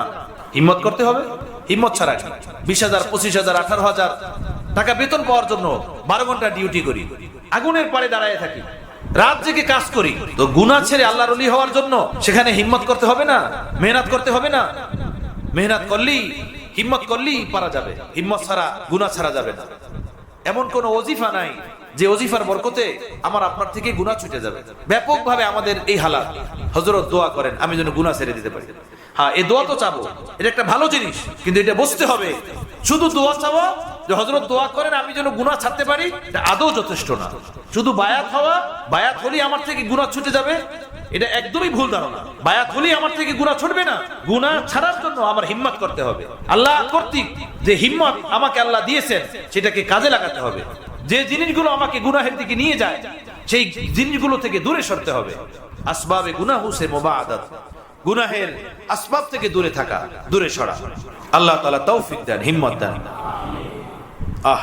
কারে বলা, আল্লাহর এই জমিনে কত সুন্দর সুন্দর বান্দা আছে। কয়েকদিন আগে একটা যুবক ছেলে স্কুলে পড়ুয়া, চাকরি করে বাহিরে, আমার কাছে এসে চোখের পানি ছেড়ে দিয়ে বলল, হুজুর আমি আলহামদুলিল্লাহ চোখের হেফাজত করি, এই ঢাকার শহরে থাকি, আমার একটা চোখ নষ্ট আমি করি না। বহুদিন পরে অনিচ্ছায় একটা নজর আমার পড়ে গেছে একটা মহিলার উপরে। এরপরে আমি অনেক কাঁদছি আল্লাহর কাছে, অনেক কাঁদছি, কিন্তু আমার দিলে এখনো ভয় লাগতেছে যে আমার এই অনিচ্ছা নজরটা কেন পড়লো, আমার এমন কেন হলো। আমি ওর দিকে তাকিয়ে রইলাম। 20-22 বছরের একটা যুবক ছেলে, কথা বুঝতেছেন? আলহামদুলিল্লাহ আমাদেরই সিলসিলার ভিতরে বায়াত। এত সুন্দর যুবক ছেলেও বাহিরে কাজ করে, জেনারেল পড়ুয়া, এরকমের ছেলেও আছে। সুবহানাল্লাহ বিহামদিহি। একজনে আমাকে বলছেন আমাদের এই সিলসিলার ভিতরে জড়িত, বলছে আলহামদুলিল্লাহ 13 বছর হয়ে গেছে আমার একটা নজর নষ্ট হয়নি। বলেন, 13টা বছর তার পার হয়েছে, তার নজর নষ্ট হয়। আর এক মাস্তুরাত আমাকে চিঠির মাধ্যমে লিখে জানিয়েছে যে হযরত আলহামদুলিল্লাহ আমার যুগ পার হয়ে গেছে, আমার আজ পর্যন্ত নজর নষ্ট হয়নি। বায়াত হওয়ার পর থেকে এই এক যুগ আমি পার করছি, আমি কোনো ভিন পুরুষের দিকে তাকাইনি। এই মানুষ এই জমিনে আছে। আমি যদি ভাবে হাত পাও ঢিলা ঢালা ছেড়ে দেই, আমাকে বাঁচাবে কে? আমি মনে করি আমার মতোই মনে হয় সব গান্দা, একদমই না। এই জমিনে আল্লাহর অনেক প্রিয় প্রিয় বান্দারা আছে। আল্লাহ বান্দাদেরকে এমন কোন কাজের হুকুমই দেন নাই যেটা বান্দার দ্বারা করা সম্ভব না। এখানে শুধু নফসের চাহিদা পূরণের জন্য আমরা এখানে আসি নাই, আল্লাহকে খুশি করার জন্য আসছি। এখানে আল্লাহর হুকুম আহকাম মতো জিন্দেগি বানানোর জন্য আসছি। পার্থিব জগতের ঘর বাড়ি দোকানদারি সাজানোর জন্য এত মেহনত, আখিরাত এবং পরকালকে সুন্দর করার জন্য কোনো ফিকির নাই। এভাবে একদম ঢিলাঢালা হাত পা ছেড়ে দেওয়া, বেলাগাম জিন্দেগি চলতে থাকা, এটা তো একজন মুমিনের জীবন এমনটা হতে পারে না। খাজা সাহেব रहमतुल्लाह अलैह বলছেন, जो जितना कर सके नफ्स के पहलुओं को बहरहाल आशिक अपनी कोशिश तो ना छोड़े। যে একদম তাকওয়ার উপরে চলতে পারে না, পাকদামান হয়ে থাকতে পারে না, এর মানে এটা না সে ঢিলাঢালা হাত পা ছেড়ে দিবে, না আমার দ্বারা হলো না, তা না। তো সে কি করবে? बहरहाल आशिक अपनी कोशिश तो ना छोड़े। দেওয়ানা যে আশিক, যে সে নিজের হিম্মত ছাড়বে না, হিম্মত ধরে রাখবে না। আমি পড়ে গেছি, আবার তওবা করব। যতটুকু আমাকে গুনাহের দ্বারা শয়তান পিছিয়ে নিয়ে গেছে, আমি চোখের পানি ঝরাবো, আমি আমার চোখের পানিতে ভেসে আল্লাহর দুয়ারে আরো আগে বেড়ে যাব। আমার চোখের পানি যেন আমাকে আল্লাহর দুয়ারে ভাসিয়ে নিয়ে যায়। আয় সাইলে ইশক বহা দে মুঝে রব কে দুয়ার মে। হে চোখের পানি, ইশকের পানি তুই আমাকে বাহায়া দে, খোদার দুয়ারে বাহায়া দে। কোন এক গুনাহগার ব্যক্তি নিজের গুনাহের উপরে লজ্জিত হয়ে এভাবে কেঁদে কেঁদে বলছিল, আমি এতটা কাঁদবো আমার গুনাহের উপরে, এতটা কাঁদবো আমার চোখের পানি আমাকে ভাসিয়ে খোদার দুয়ারে পৌঁছে যাবে। আমার ভাইয়েরা, এভাবে যখন বান্দা হিম্মত করে আর গুনাহের উপরে চোখের পানি ফেলায় লজ্জিত হয়ে, তো একদিন আসে আল্লাহর রহমত তার দিকে ধেয়ে আসে, শয়তান তার থেকে পালিয়ে যায়। আর না, বাস তুমি যত নষ্টামি দুষ্টামির মধ্যে আসো ওগুলো ধরে রাখছো, আর সকাল সন্ধ্যা তো নাম কাওয়াস্তে তওবা তওবা, নাম কাওয়াস্তে ইস্তেগফার। এটা ইস্তেগফার না। বাহরহাল আশিক আপনি কোশিশ তো না ছোড়ে, চেষ্টা চালিয়ে যেতে হবে মরা পর্যন্ত। যতদিন দেহের ভিতরে রূহ আত্মা আছে, চেষ্টা চালিয়ে যেতে হবে গুনাহ থেকে বাঁচার জন্য। আরে ইসসে কুশ্তি তো হে ওমর ভর কি, কভি ও দবালে কভি তু দবালে। এই শয়তানের সাথে যুদ্ধ, আজীবন যুদ্ধ, আমরণ যুদ্ধ। যদি শয়তান তোমাকে কখনো ফেলে দেয়, অর্থাৎ কোনো পাপের মধ্যে ফেলে দেয়, তো তুমিও কখনো শয়তানকে ধরে আছাড় দাও, ফেলে দাও। এইভাবে যে নিজের নফসের উপরে শাস্তি প্রয়োগ করো, বুজুর্গদের সাথে, আল্লাহ ওয়ালাদের সাথে, নিজের শায়েখের সাথে পরামর্শ করে নিজের নফসের উপরে কঠিন শাস্তি প্রয়োগ করো। তুই আমার দ্বারা এই পাপ করালি, গীবত করালি, কুদৃষ্টি করালি, তোকে আমি দেখাবো। শাস্তি প্রয়োগ করো, ওকে মজা চাখাও, ও যেন ভেগে যায়, পালিয়ে যায় এই নফস শয়তান তোমার থেকে শাস্তি ভোগ করার পর। কথা বুঝতেছেন? চেষ্টা করতে হবে, চেষ্টা চালিয়ে যেতে হবে। হাত পা ঢিলে ঢালা ছেড়ে দিয়ে চলা যাবে না দুনিয়াতে। কুল্লু বনি আদম খাত্তাউন ওয়া খায়রুল খাত্তাইনা আত-তাওয়াবুন। নবী আলাইহিস সালাতু ওয়াস সালাম বলেন, বনি আদম তো গুনাহগার, তবে সর্বোত্তম গুনাহগার সে যে গুনাহের উপর স্থির থাকে না, তার থেকে ভাগে তওবা করে, সে সর্বোত্তম গুনাহগার। আর গুনাহ থেকে যে খালেস মনে তওবা করে ফিরে আসে, সে এমনই যেন সে গুনাহ করেই নাই। সুবহানাল্লাহ। আত-তাইবু মিনাজ যামবি কামান লা যামবা লা। গুনাহ থেকে খালেস তওবাকারী এমন হয়ে যায় যেমন সে নিষ্পাপ, যেন সে জীবনে কখনো গুনাহ করেই নাই। সুবহানাল্লাহ। আল্লাহর কত দয়া আমাদের উপরে, বলেন আল্লাহর কত মায়া। হাকিমুল উম্মাত মুজাদ্দিদ মিল্লাত হযরত মাওলানা আশরাফ আলী থানভী রাহমাতুল্লাহ বলেন, আল্লাহ তাআলা এমনটা কেন করবেন যে গুনাহগার ব্যক্তি যখন গুনাহ থেকে তওবা করেন তো তাদের আমলনামা থেকে মিটিয়ে দেন গুনাহগুলো। আর এই মিটিয়ে দিতে আল্লাহ ফেরেশতাদেরকে হুকুম দেন না যে হে ফেরেশতারা তোমরা আমার গুনাহগার বান্দার গুনাহগুলো আমলনামা থেকে মিটিয়ে দাও, তারা তওবা করছে। ফেরেশতাদেরকে আল্লাহ তাআলা হুকুম দেন না, বরং আল্লাহ তাআলা নিজে স্বয়ং গুনাহগার বান্দার গুনাহ তওবা দ্বারা মিটিয়ে দেন আমলনামা থেকে। কেন? এই জন্য যে হযরত থানভী বলেন কিয়ামতের ময়দানে এই ফেরেশতারা যেন না বলতে পারে, এই সলিমউদ্দিন তুমি তো ওই তো কালিমুল্লাহ না, এখন জান্নাতে যাইতেছো, তোমার আমলনামায় এই এই গুনাহ ছিল, আমি তো মিটাইছিলাম তোমার গুনাহগুলো, তুমি তওবা করছিলা আর আল্লাহ আমাকে মিটাইতে বলছিলেন, আমি মিটিয়ে দিয়েছিলাম, আজকে তুমি জান্নাতে যাইতেছো। তোমার ওই গুনাহগুলো যদি না মিটানো হতো তাহলে তুমি জাহান্নামে যাইতা, তুমি তো ওই কলিমুদ্দিন। কথা বুঝতেছেন? ফেরেশতারা যেন ওই বান্দাকে এই তুচ্ছ তাচ্ছিল্যের নজরে না দেখে বা ছোট মনে না করে, বা এই বান্দা ফেরেশতাদের সামনে ছোট না হয়ে যায়, সেজন্য আল্লাহ তার কুদরতি ক্ষমতায় তওবার দ্বারা বান্দার আমলনামা থেকে গুনাহ মিটিয়ে দেন। কত দয়া আল্লাহ পাকের। এরপরে গুনাহের ভিতরে লিপ্ত থাকা এটা শরীফ বান্দার কাজ না, কোন ভদ্র বান্দার কাজ না। থোড়ি সি দের কি লজ্জত হমেশা কি নাদামত হে, জানাজা আবরু কা দফন করনা কি হামাকত হে। হযরত বলছেন পাপের রাস্তায় অল্প কিছুক্ষণের মজা, যতক্ষণ গান শুনলো ততক্ষণ মজা, যতক্ষণ সিনেমা দেখলো ততক্ষণ মজা, যতক্ষণ ভিন নারীদেরকে রাস্তাঘাটে তাকলো ততক্ষণ মজা। এরপরে কি? এরপরে জ্বলন আর জ্বলন, তাই না? হযরত থানভী বলছেন গুনাহের মজা এমন যেমন চুলকানির মজা। যখন কারো চুলকানি হয়, যতক্ষণ চুলকায় ততক্ষণ খুব মজা লাগে, চুলকানো শেষ এরপরে জ্বলে। গুনাহের মজা হুবহু এমন, যতক্ষণ গুনাহ করে ততক্ষণ ভালো লাগে, এরপরে জ্বলন আর জ্বলন। দিলে অশান্তি, মনে অশান্তি, ঘরে অশান্তি, অফিসে অশান্তি, বাইরে অশান্তি, খাইতে ভাল লাগে না, ঘুমাইতে ভাল লাগে না, অফিস ভাল লাগে না, কামকাজ ভালো লাগে না, সব অশান্তি আর অশান্তি। কথা বুঝতেছেন তো? থোড়ি সি দের কি লজ্জত হামেশা কি নাদামত হে।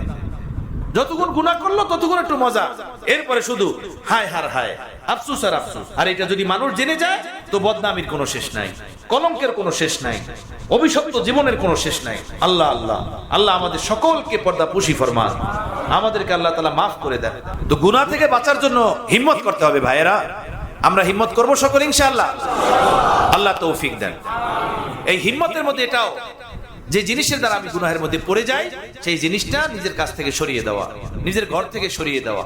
যেখানে গেলে আমি গুনাহের মধ্যে পড়বো সেখানে না যাওয়া, সেই মজলিসে না যাওয়া, সেই পাড়ায় না যাওয়া, সেই এলাকায় না যাওয়া। 2 নম্বর কাজ, হিম্মত করার সাথে সাথে আল্লাহ পাকের সাথে আহজারির সাথে কান্নাকাটি করা, চোখের পানি ফালানো, আল্লাহকে বলতে থাকা একদম সেভাবে যেভাবে কঠিন কঠিন রোগ ব্যাধি হলে যেভাবে শেফা কামনা করা হয় আল্লাহর কাছে, নিজের রুহের শেফার জন্য, অন্তরাত্মার শেফার জন্য, সেভাবে আল্লাহ পাকের কাছে কান্নাকাটি করা। যেন আল্লাহ আপনি দুয়ার খুলে দেন। खोले हो ना खोले दर उस पर तेरा क्यों हो नजर, तू तो बस अपना काम कर याने सदा लगाए जा। এই কবিতা খাজা আব্দুল হাসান মাজুব রাহমাতুল্লাহ আলাইহি। কাঁদতে থাকো, কাঁদতে থাকো, চোখের পানি ফেলতে থাকো। শুধু গণনা করিও না যে 2 দিন কাঁদে, 5 দিন কাঁদছি, তা না। তুমি আল্লাহর দরবারে কাঁদতেই থাকো। একদিন দেখবা যে দুয়ার খুলে গেছে, তার দুয়ার খুলে গেছে। হযরত আল্লাহ দামাত বরকাতুমের কবিতা, দুয়ার পরে হাঁক দে, ডাকার মতো ডাক, দুয়ার খুলুক নাই বা খুলুক, ডাকার পরে ডাক দে। সুবহানাল্লাহ সুবহানাল্লাহ বিহামদিহি। ডাকো আল্লাহ, বলো আল্লাহ, আল্লাহু ইয়াজতাবি ইলাইহি মান ইয়াশা ওয়া ইয়াহদি ইলাইহি মান ইউনিব। আল্লাহ তার কালামে পাকের ভিতরে বলেন যে আমাকে ডাকে, আমার দিকে বাড়তে চায়, আমি তাকে বাড়ার তৌফিক দান করি, তাকে আমি কবুল করি। আর হযরত রাহমাতুল্লাহ আলাইহি বলেন এই দুনিয়াতে একজন মানুষও তুমি এমন পাবে না যে আল্লাহর কাছে অন্তরের অন্তরস্থল থেকে আল্লাহকে পেতে চেয়েছে, আল্লাহর ওলি হইতে চেয়েছে, আর সে আল্লাহর ওলি না হয়ে, আল্লাহকে না পেয়ে দুনিয়া থেকে বিদায় নিয়ে কবরে গেছে। একজন মানুষও তুমি দুনিয়াতে এমন পাবে না। এর বিপরীতে লক্ষ মানুষ এই দুনিয়াতে আছে যারা ধন দৌলত, অর্থ করি, টাকা পয়সা চেয়েছে কিন্তু পায় নাই। তার মনের মতলব মতো সে পায় নাই, পাইছে ততটুকুই যতটুকু আল্লাহ তার জন্য রেখেছেন। কথা বুঝতেছেন ভাইয়েরা? তো দুনিয়া তো পেয়ে যাব, যতটুকু আল্লাহ আমাদের কপালে তকদিরে রেখেছেন আমরা পেয়ে যাব, কিন্তু আখিরাত সেটা তো হলো চিরস্থায়ী। সেটাকে নিয়ে না মরলে কি হবে? সেটাকে হারায় যদি আমরা মরি তো আমাদের কি হবে? সবই আমরা হারালাম। তাহলে তো আল্লাহর কাছে কান্নাকাটি করা 2 নম্বর কাজ। 3 নম্বর কাজ হলো আল্লাহর প্রিয় বান্দাদের কাছে দোয়া চাওয়া, আল্লাহর যারা প্রিয় বান্দা তাদের কাছে দোয়া চাওয়া, তাদের কাছে দোয়া চাওয়া, তাদের মজলিসে যাওয়া, তাদের সোহবতে বসা। 4 নম্বর কাজ হলো আল্লাহ ওয়ালাদের পরামর্শে কিছু জিকির ওয়াজকার করা, কিছু আমল করা। এজন্য হযরত আল্লাহ করাচি রহমতুল্লাহ বলতেন, প্রতিদিন কোরআনে পাকের কিছু তিলাওয়াত করো, এই নিয়াতে যে হে আল্লাহ এই তিলাওয়াতের বরকতে আপনি আমার অন্তর পরিষ্কার করে দেন, আমার অন্তর থেকে গুনাহের খেয়ালাত দূর করে দেন, হিংসা বিদ্বেষ দূর করে দেন, শাহওয়াত পাপাচার দূর করে দেন, আমার অন্তরের সমস্ত ময়লা কালিমা আপনি সাফ করে দেন। এবং হযরত বলতেন যে কোরআনে পাকের তিলাওয়াতের শেষে হাত উঠাই দোয়া করো যে হে আল্লাহ আপনার এই পবিত্র কালাম, এগুলো শুনে মানুষ হেদায়েত পেয়েছে, এগুলো মানুষ পড়ার দ্বারা মানুষ হেদায়েত পেয়েছে, আপনি এর বরকতে আমার অন্তরকে হেদায়েত দেন, আমাকে আপনি হেদায়েত দেন। প্রতিদিন কিছু এই নিয়তে কোরআনে পাকের তেলাওয়াত করো। এবং হযরত বলতেন প্রতিদিন কিছু জিকির করো, জিকিরের পরেও দোয়া করা যে আল্লাহ আপনার নাম পবিত্র, আপনার জাত পবিত্র, আপনার পবিত্র নামের বরকতে আপনি আমার অন্তরাত্মাকে পবিত্র করে দেন, সাফ করে দেন। তো 4 নম্বর কাজ হলো আল্লাহ ওয়ালাদের পরামর্শে কিছু জিক্র আজকার করা, কিছু ইবাদত বন্দিগি করা, কোরআনে পাকের তেলাওয়াত করা, কিছু দান সৎকার করা তাদের পরামর্শে। হযরত হাকিম উলামা থানবী নওয়ারাল্লাহু মারকাদাহু বলেন এই কাজগুলো যদি কোনো মানুষ ধারাবাহিকভাবে করে, ধীরে ধীরে গুনাহ ছাড়া আল্লাহর পথে অগ্রসর হওয়া, নিজের অন্তরাত্মাটাকে সাফ সুতরা বানানো সহজ হয়ে যাবে, আসান হয়ে যাবে। আল্লাহ তাআলা তৌফিক দেন, আল্লাহ কবুল ফরমান, সব গুনাহ থেকে আল্লাহ আমাদের সকলকে বাঁচাই রাখেন, হিম্মত দেন। আল্লাহ কর্তৃক যে হিম্মত সেটা আমরা কাজে লাগাইতে পারি, আল্লাহ আমাদের সকলকে কবুল ফরমান, তৌফিক দান করেন। দোয়া করি না, এটা নিচে নেমে গেছে আবার। আলহামদুলিল্লাহি রাব্বিল আলামিন ওয়াসসালাতু ওয়াসসালামু আলা সাইয়্যিদিল মুরসালিন ওয়া আলা আলিহি ওয়া আসহাবিহি আজমাইন। রব্বানা যালামনা আনফুসানা وإن لم تغفر لنا وترحمنا لنكونن من الخاسرين رب ارحمهما كما ربياني صغيرا اللهم وفقنا لما تحب وترضى من القول والعمل والفعل والهدي والنية إنك على كل شيء قدير اللهم هادينا مهتدين غير ضالين ولا مضلين سلما لأوليائك وحربا لأعدائك نحب بحبك من أحبك ونعادي بعداوتك من خالفك من خلقك اللهم اجعلنا لك ذكارا لك شكارا لك رهابا لك مطاعا لك مطيعا إليك مخبتا إليك أواها منيبا ربي تقبل توبتي واغسل حوبتي وأجب دعوتي وثبت حجتي وسدد لساني واهد قلبي واسلل سخيمة صدري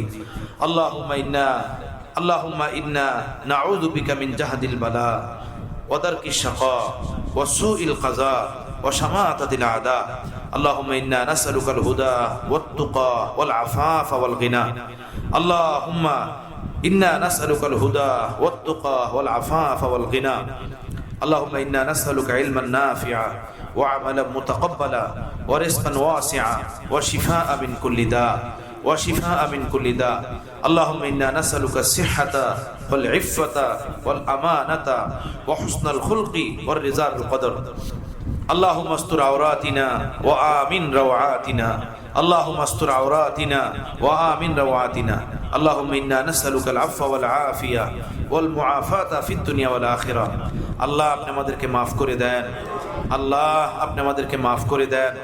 শুকর গুজার বান্দা বানাইয়া জিন্দা রাখেন, শুকর গুজার বান্দা বানাইয়া জিন্দা রাখেন। আপনার নাজ নিয়ামত খেয়ে আপনার নাফরমান বানিয়ে জিন্দা রাখিয়েন না আল্লাহ, নাফরমান হয়ে কবরে ডাকিয়েন না, নাফরমান হয়ে আমরা বেঁচে থাকতে চাই না আল্লাহ। আপনি আমাদেরকে ওলির দফতরে কবুল করে নেন আল্লাহ।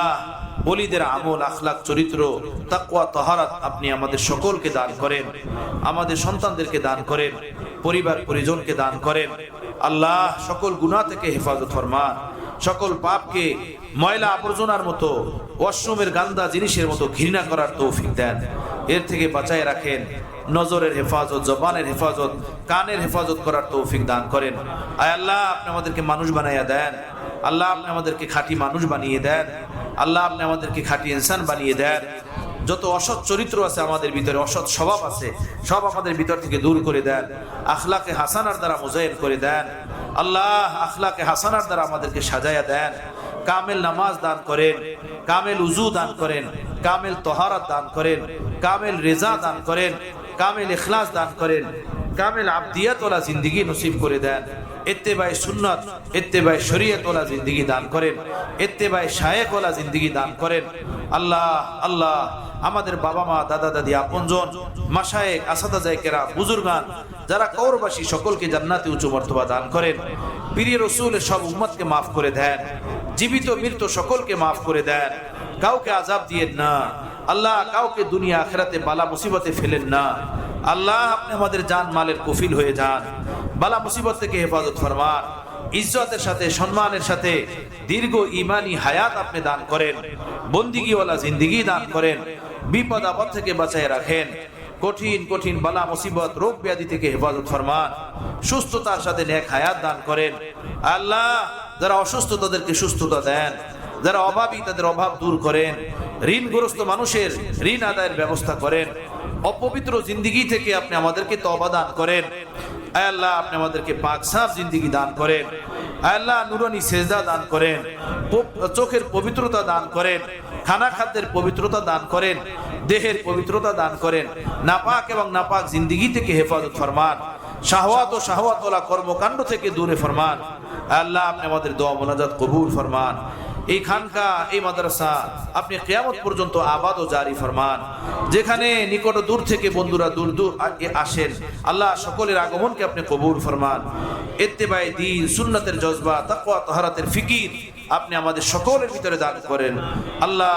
আমাদের যার ভিতরে যে ভুল ত্রুটি আছে খালেজ দিলে সেই ভুল ত্রুটি থেকে তওবা করার তৌফিক দান করেন আল্লাহ। আমাদের দোয়া মোনাজাত কবুল করে নেন।